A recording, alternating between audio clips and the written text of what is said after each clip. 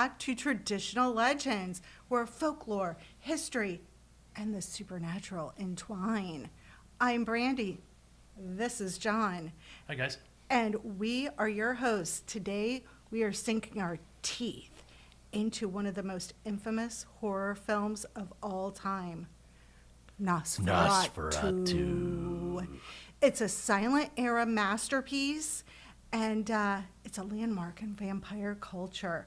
And if rumors are to be believed, a film that has been cursed from the very beginning.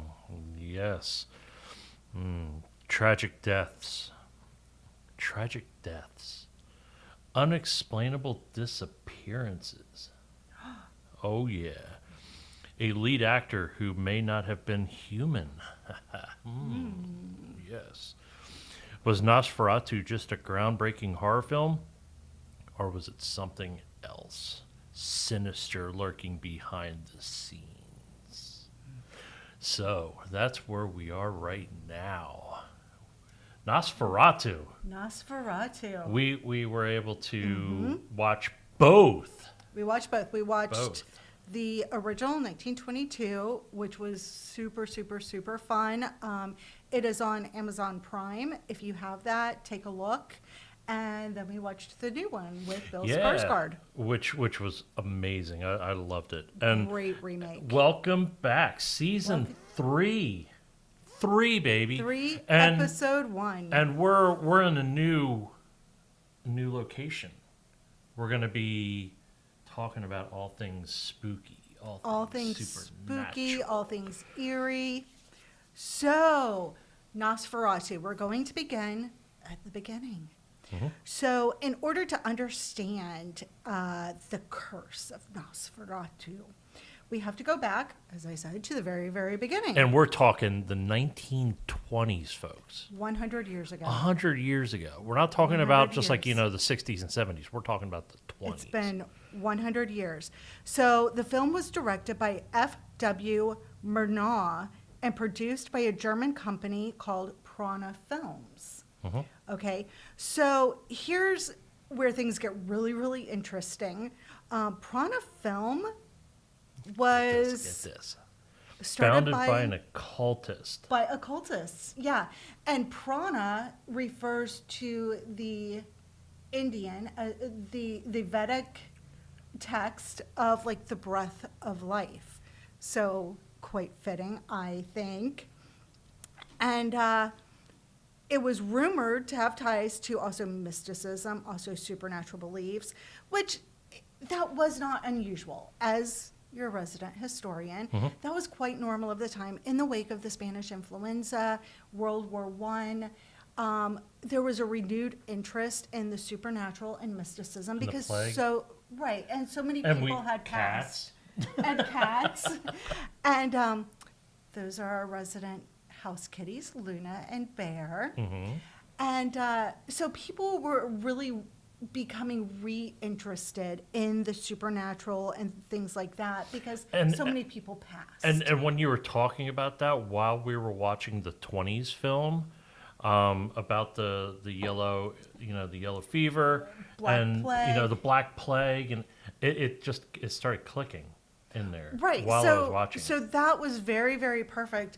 A movie centered around the Black Plague when they had just experienced the Spanish influenza where someone could be talking to you just fine in the morning and be dead that night. Yep. It was really that lethal.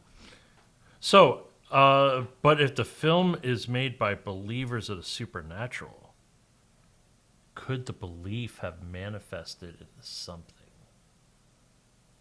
Real. Yeah. It is plausible.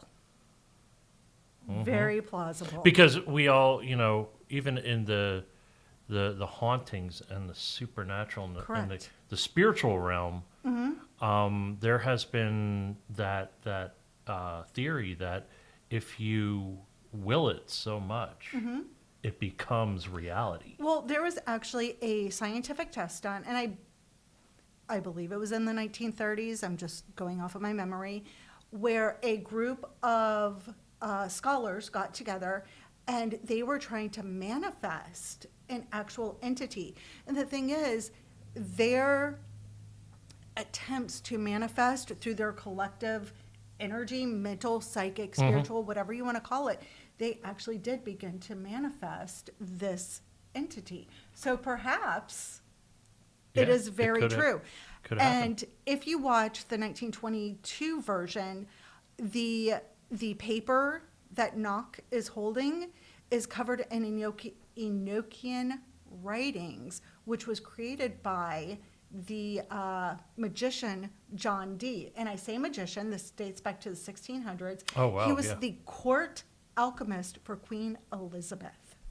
Wow, that is really interesting. Mind you, stuff. this all was coinciding with the witch trials. Wow. Yeah. So that's 1600s. nuts. That's nuts. Right. So Nosferatu's lead actor, Max Schreck.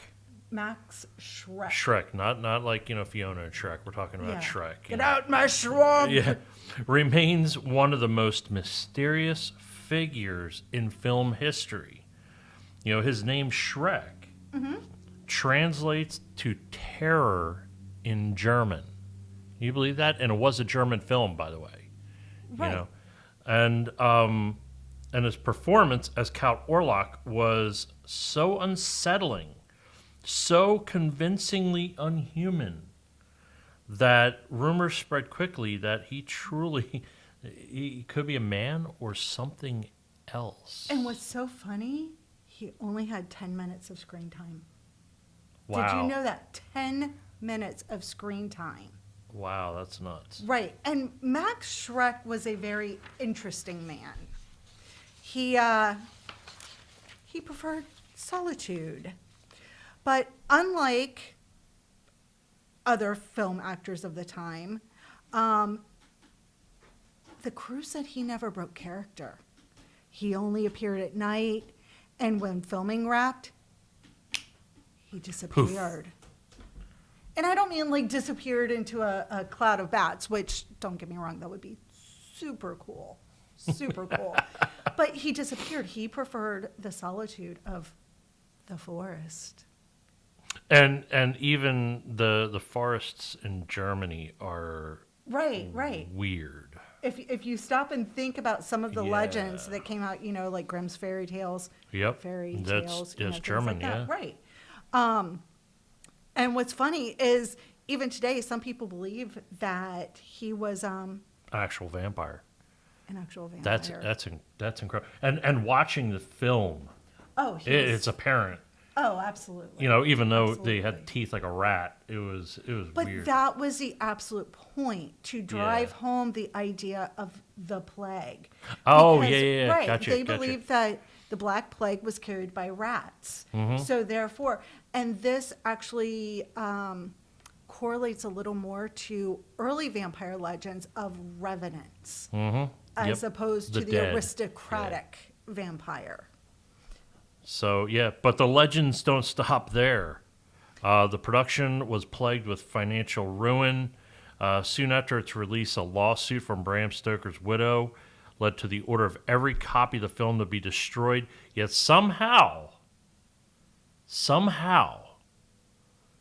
reels, just a few of them, survived. Maybe the film just refused to die. Ooh. Then there were deaths. And let's make this straight. It wasn't necessarily that they were happening on set or at the same time, much like the weirdness of the 1980s film Poltergeist. Oh, yeah. It took a few years. That was another one that was weird. But there were deaths. So several people involved in the making of the film, they died under mysterious circumstances, okay? So Fritz Arno Wagner, he died in a bizarre accident 27 years after the director Marneau. Now, Marneau, we'll start with him. Oh, yeah. He was on his way 1 week. He was in California 1 week before the opening of his film Taboo. You can only imagine. His valet was driving the car. He swerved to miss a truck, and Marneau hit his head and died of a head injury. Now, Fritz Arno Wagner was involved in making a film 20 some odd years later, and he fell off of a filming car. Wow. So weird.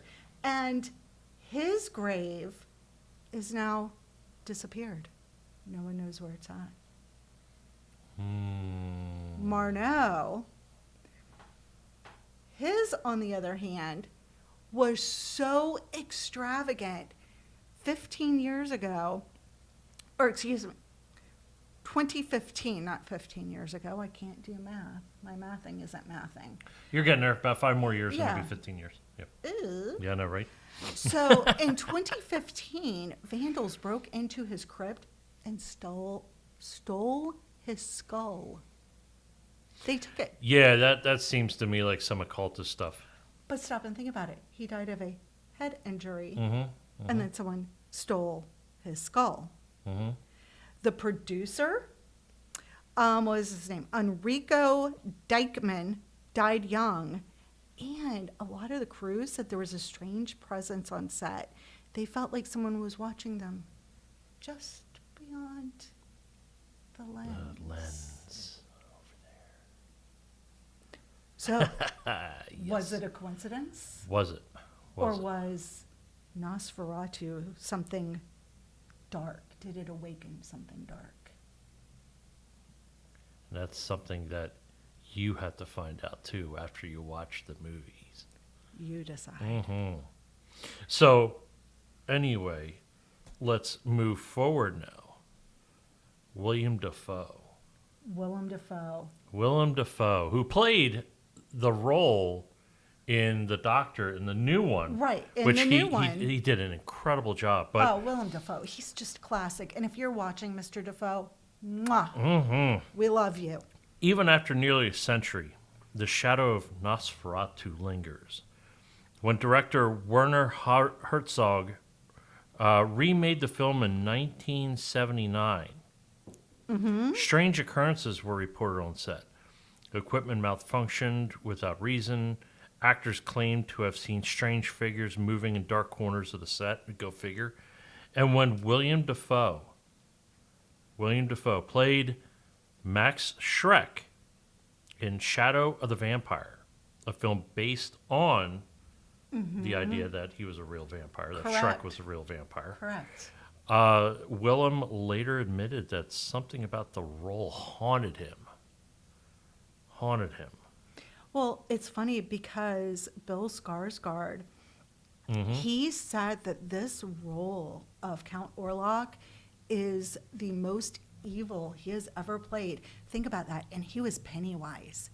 Yeah. So Count oh my God. Orlok was the most evil, and he said he will never play such an evil role again because it really got into his head. And when he was on set, the rest of the cast was so scared of him. on Nosferatu that he would literally force himself to make jokes and things like that, you know. But it almost seems like Nosferatu refuses to be forgotten. Bum, bum, bum. Dun, dun, dun. So, what do we make of this? What do we make of this? It's creepy. Yes, It's it is, creepy. definitely. Let's say, what was it? A series of tragic coincidences? You You know? Eerie myths because of the subject matter, possibly? Maybe. Yeah. Or could it be something darker at work? Occult activity, dark magic, could possibly be. Perhaps. And Because this movie was built around darkness. correct, and Evil. it was built by a film company who was occultists. Which, by the way, Nosferatu was their first and last film. Yeah, only one. Only one. Only one film. And yet, some shadows refuse to fade. Yes. So, We want to hear what you think. definitely. We want this to be interactive. We want you to tell us your thoughts. Did you have any sort of weird experience when you were watching the film? What do you think? Do you think it carries an eerie energy? Let us know on social media. Let us know on YouTube. Let us know Yeah. on traditionallegends.com. You know what? And if you have a story or something that you'd like us to cover, Yeah, let us know. email us contact@traditionallegends.com.